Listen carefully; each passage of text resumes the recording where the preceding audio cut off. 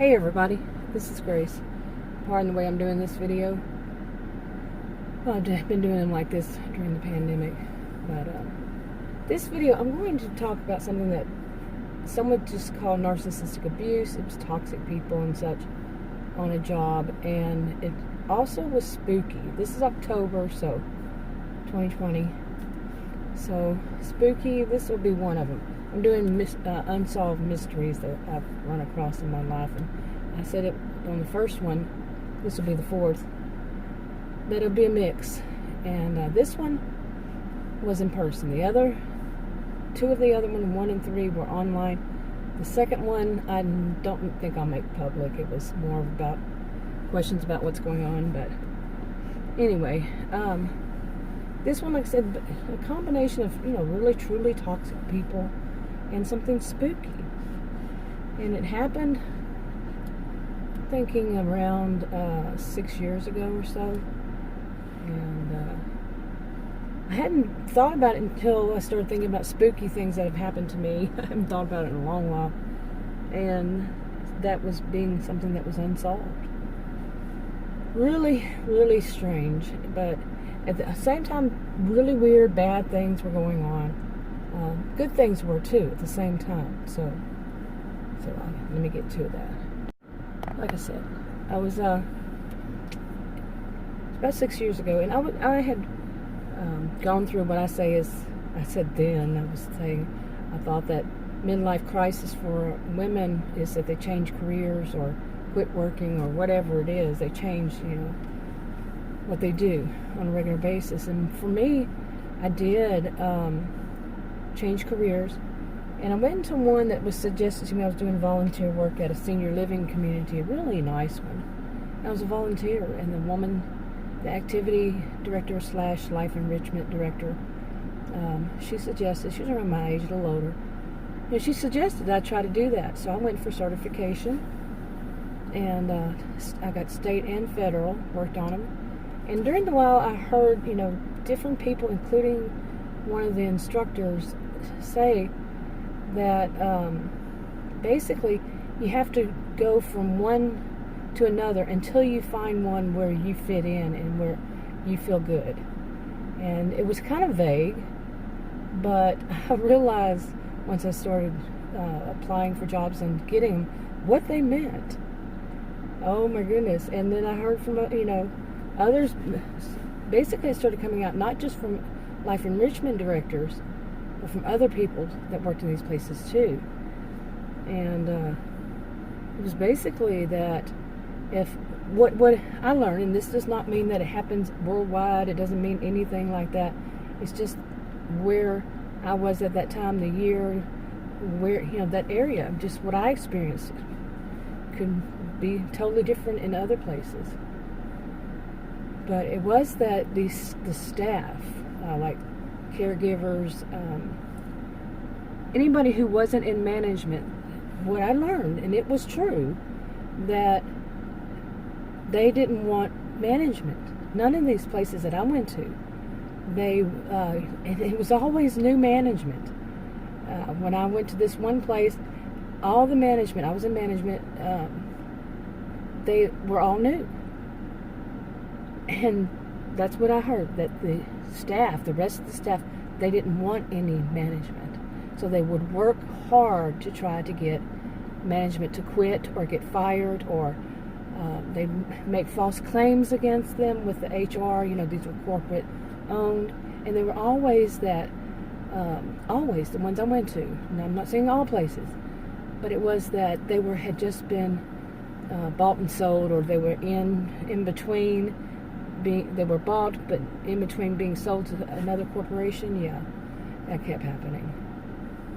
And so they have all new management, and yes, it wasn't good for any of us, any in management in any of these places. They might have like a temporary, what was the term for it? Executive director. It wasn't executive director, but they had one, for an interim executive director. And they usually were in on it. And it was very, very strange. Never had happened to me in my life, such a thing. But when you are in a place, now just think how narcissistic these people are to think that they did not need management there, that they could run it all themselves. There's a lot that goes on with management does. And no, they weren't able to just keep it going, but they were that, some would just say narcissistic. And they were very toxic people, did not care. And these are people who were taking care of elderly and disabled or disabled people. Okay. And yes, you have to report certain things, and believe me, I did, and a lot of people did. Now, pardon the air conditioner being on, it's 91 degrees here in October in Texas, 6:45 p.m. 91. At one point today I saw that at the real field, feels like real field, heat index was 100. Yeah. Anyway, but I'm sitting in here and I have the air conditioner on.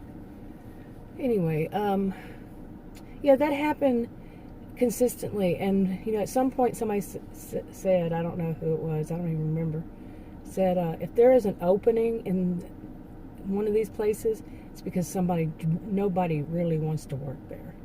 Well, I found out that's true, but there's also that the staff didn't want you there.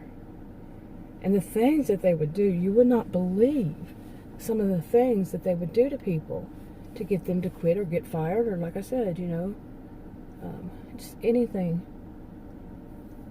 And it was one of them, to get more to it, one of them was extremely spooky. Okay. Now, I when I look back, I think to myself, I was 51, I think, at the time. And I look back and I think, why wasn't I more afraid than I was? But instead it was more like, I was just, well, that's what it is. And there has to be a logical reason for what happened. This kind of thing. Or just didn't really think about it. I was trying to get into that field, and like I said, going from one to the other, even during the interview, I would think, no way would I want to work here. It could be that bad and that fast. And, some of the things, oh my goodness, when I look back, I didn't stay in that field at all after, I think that year, or maybe, well, anyway. So, the thing that was speaking, there was this one place I worked, one of them, and I stayed there longer. I really liked it, and I was trying to get into it, like I said. And I had called, I got a phone call. I think I had sent out an application. Somebody sent it because they were in that transition. Somebody sent it to their corporate office, and it was a woman real high up. She was older than I, and she called me and she said she wanted to interview me for the job, and it was going to be over the phone because she was in some other state. And so she interviewed me, and she said, I think you'd be great for this job, and just go and apply for it. So I said, okay, I did. And when I went in, it was just like, that some people call the narcissistic smirk. That's what it was with the nurse, who was like 70-something years old, and the executive director. They were both new there too, and the executive director was younger by a few years, and it was a woman, both of them, nurse and the woman, and the executive director, and she did too. And the place was old, older, not old, but older, and it was very comfortable to me, but it was kind of small in comparison to some of them.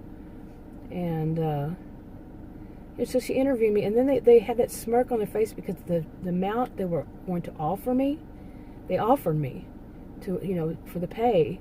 Usually the management is on salary, but no, this was hourly, and it was half of what I should make.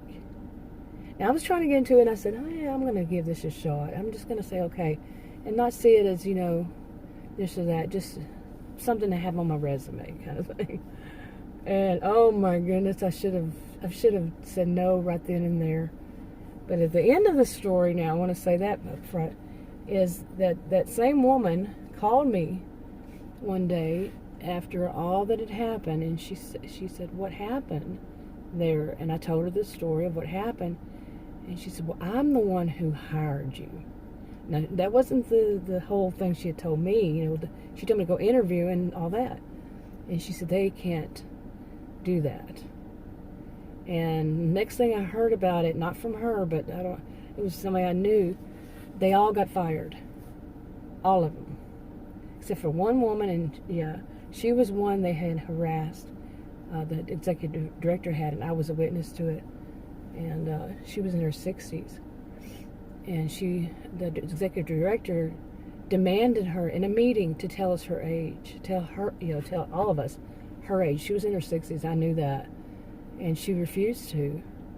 And the executive director said, "It doesn't matter, I'll look it up on your resume, on your application."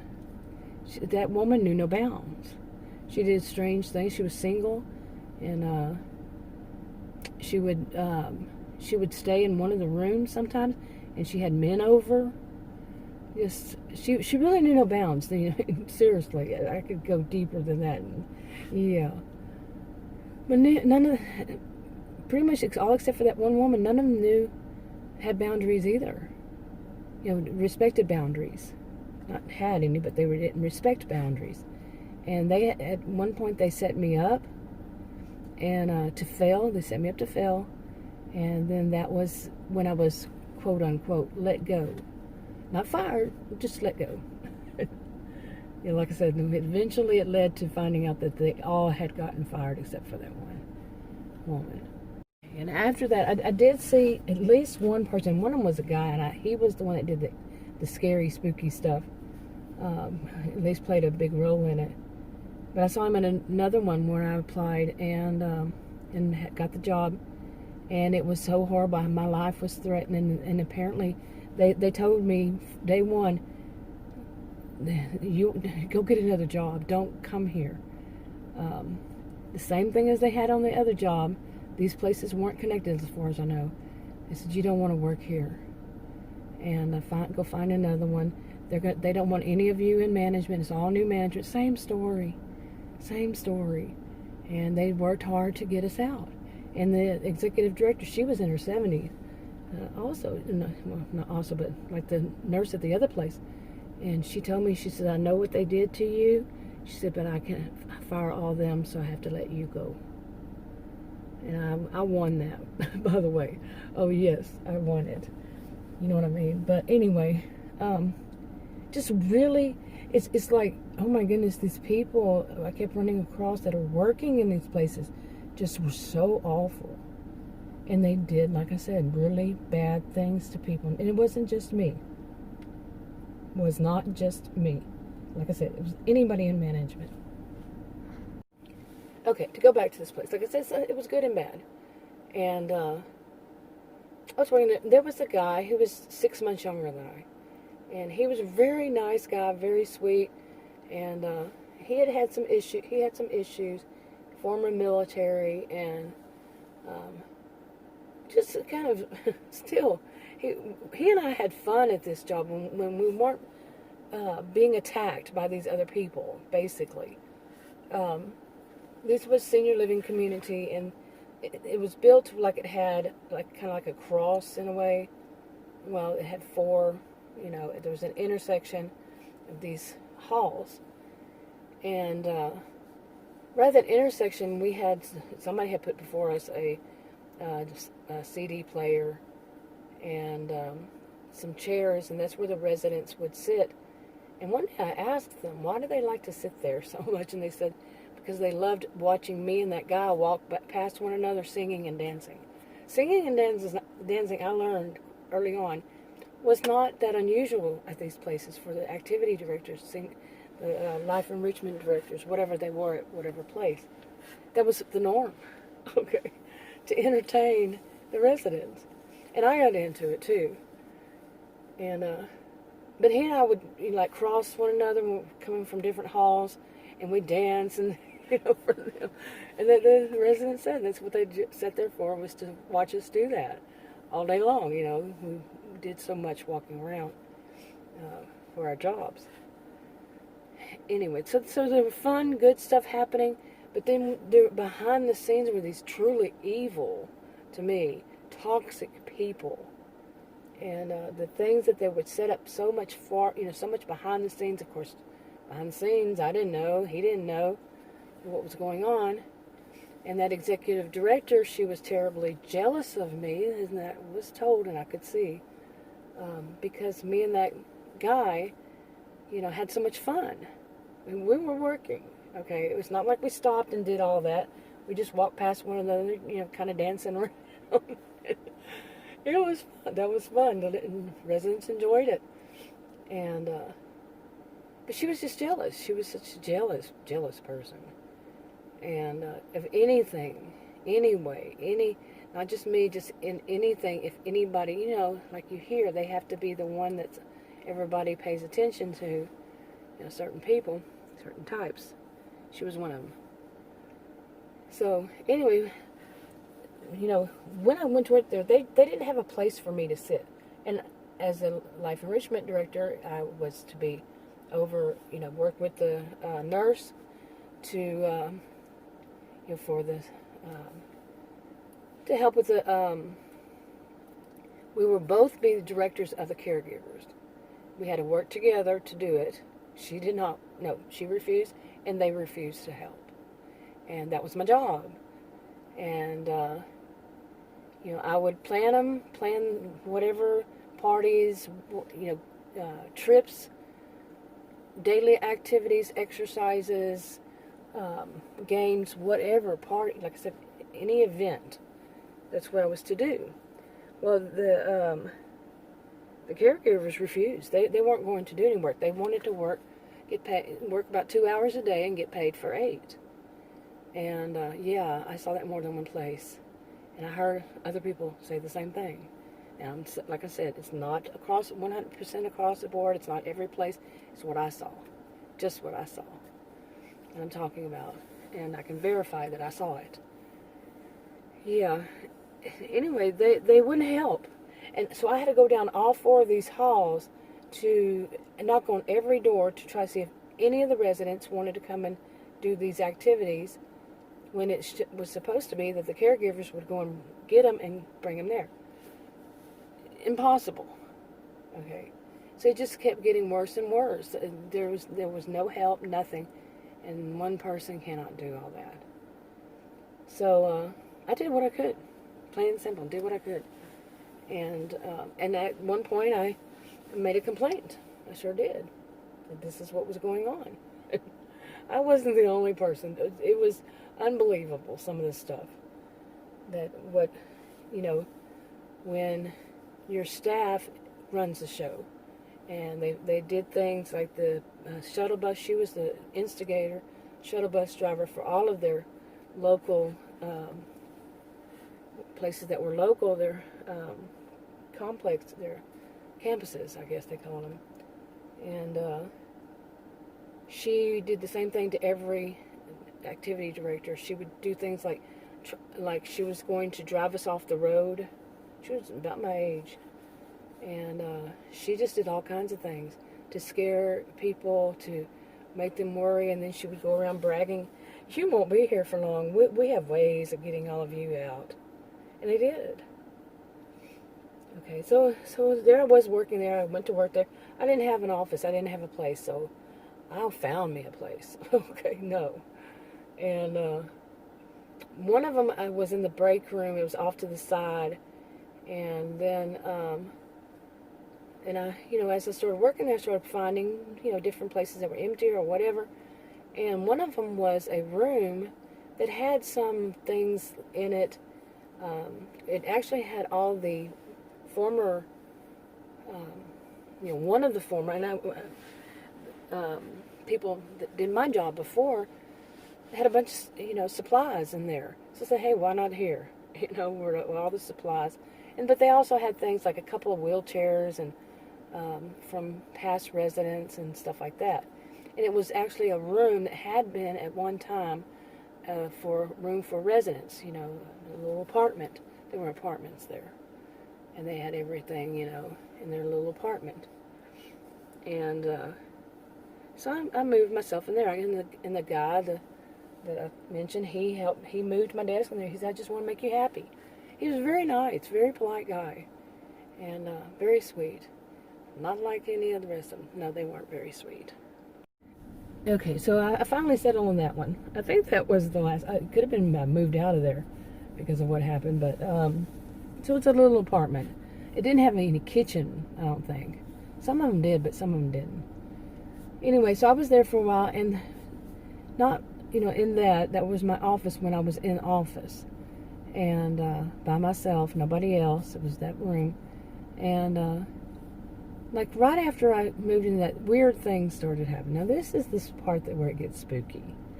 Okay, and it's going to be a brief part of it.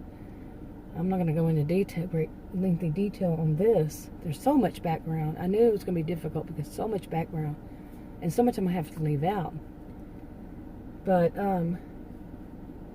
so I would go in there. I only worked during the days. I think it was Monday through Friday. And I'd go in there and have to plan. Nobody else was helping me do anything, and I'd look through stuff and whatever I had to do to schedule and all that. And it was at the end of a hall, and right next to where they had the laundry room. And it was at the end of a hall, like I said. So it wasn't like there was one exit the other direction from there. It was a square, okay. And so I would go, go knock on the doors for residents to see if they're going to go to do this or that and everything, even though it was just almost impossible to do all of it. And I go, right there, and then I'd turn around and go back into my office, and things would have been moved. Seriously, things had been moved. And the one that was the worst was those wheelchairs. Okay, creepy, really creepy to have wheelchairs, just move around with me just going down the hall and then come back and they were moved. Now, my brain kept saying, yeah, they're playing tricks on me, and the laundry room is right next to it. They just slip out of the laundry room, slip in there, move around, run back. Okay, when they see I'm gone into a resident's room or something like that, apartment. And that's how I think I lasted there. I think it was like 3 months or so. Was just telling myself, it's just them. And it probably was just them. And things kept happening like that. And it was very freaky. And then there was that one guy that I mentioned that I saw him at another place when I went and applied there and all that. And got that job, and it was creepy too. It was a very abusive place. But he would sometimes sit there, like where the laundry room was, at the corner, at the L part of the corner, to go down the other way. There was a little bitty sofa, and sometimes he'd sleep there during the day. Yeah, these were people who did not want to do their jobs. They wanted to work 2 hours and get paid for 8, like I said. And sometimes I say they worked 4 hours, just to give them. But no, they did not want to work at all. They'd go hide out in the, like that guy, go sleep on a sofa, love seat sofa, wherever they could. And I think that was one of the things that bothered them, is that I took that room, for my office, was probably because that's where they went to just do whatever, goof off. Was one of the places. And I didn't know that at first. I didn't even think about that until now, but yeah, it was probably what it was. And they had a lot of stuff in there that really, it was like somebody had put this stuff there, as a life enrichment director would do, but it was so untouched, like they just didn't have an opportunity because of so many weird things going on. And like I said, that was just part of the weird things, like the stuff moving around. If you've ever had that happen to you, where you worked and you come back and stuff had to move around, and then, yeah, it's creepy. But then somebody, I don't know who it was, told me, how, asked me or something, how I was doing in that room, and I, just kind of said I like it or whatever. And they said, well, that's weird because, and then they started telling me creepy stories. ghost stories.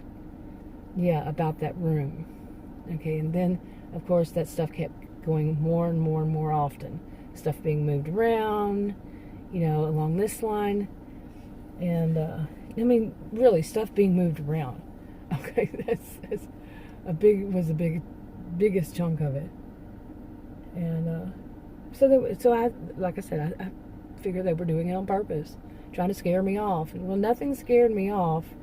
And that woman just set me up. So, maybe she thought she'd keep her job if she set me up. They all got fired. And that isn't saying just the management. The management got fired, but so did everybody else, except for that one woman that had a claim against them, and for the age discrimination. So, okay, but like I said, that was the biggest part of the story, biggest part of what happened there that was so very disturbing. I mean, like I said, I didn't feel so disturbed because I kind of figured it out. But the fact that they would do that was just so disturbing. But at the same time, I've known people like this, so I just logically said, yeah, they're doing that. And but they also did, things to that guy, and I don't think they did anything spooky because he was not going to be one that was going to get spooked. Neither was I. They just didn't know that. And but they did a lot of things like children would do. These are grown-ups. These are supposed grown-ups. And they would do things like to him, like taunt him, and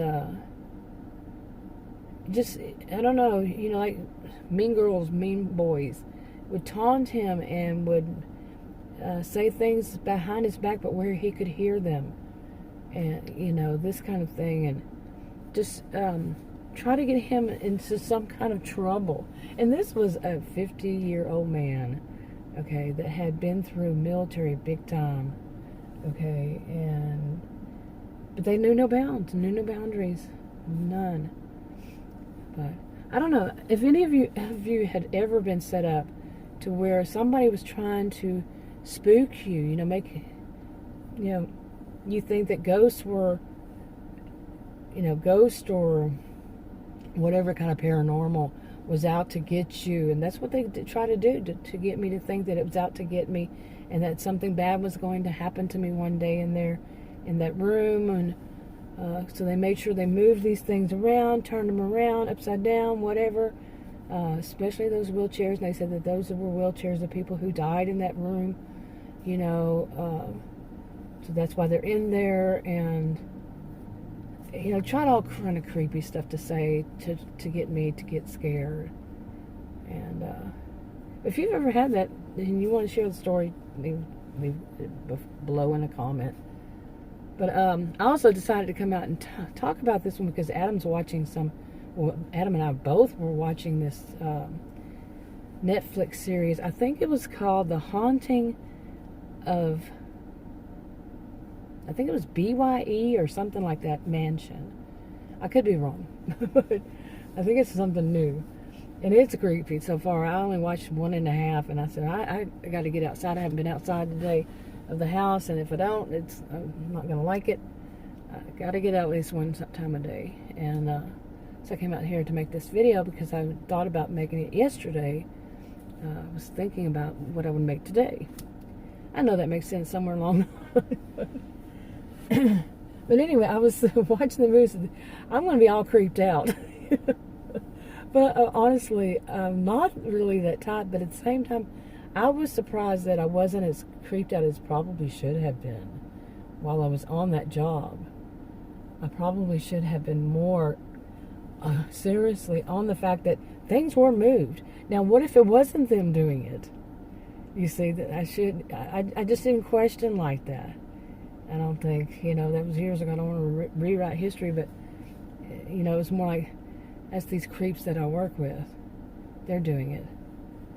And there's so much more to that story. I know this sounds lame because there was so much background to lead up to what else, what the things that they did.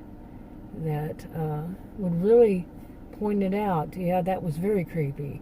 And how would they do that? And, and why would they do that? The unsolved part is why. Besides that could they really think, I don't think they could think, that they could run the whole place without management of any kind, even the executive director, the nurse.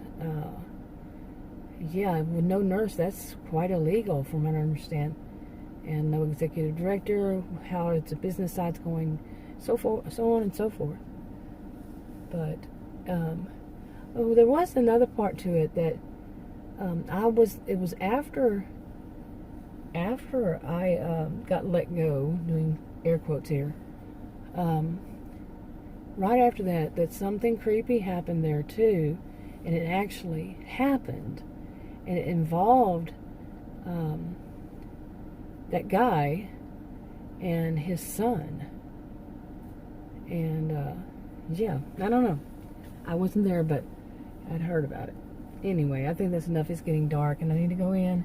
But yeah, that's just a mild creepy story. I've got more that not just at that place, not even any kind of place like that, but they get creepier and creepier. This is, like I said, October. I'm not big on Halloween, but yeah. Anyway, enough for now. Talk to you on another video.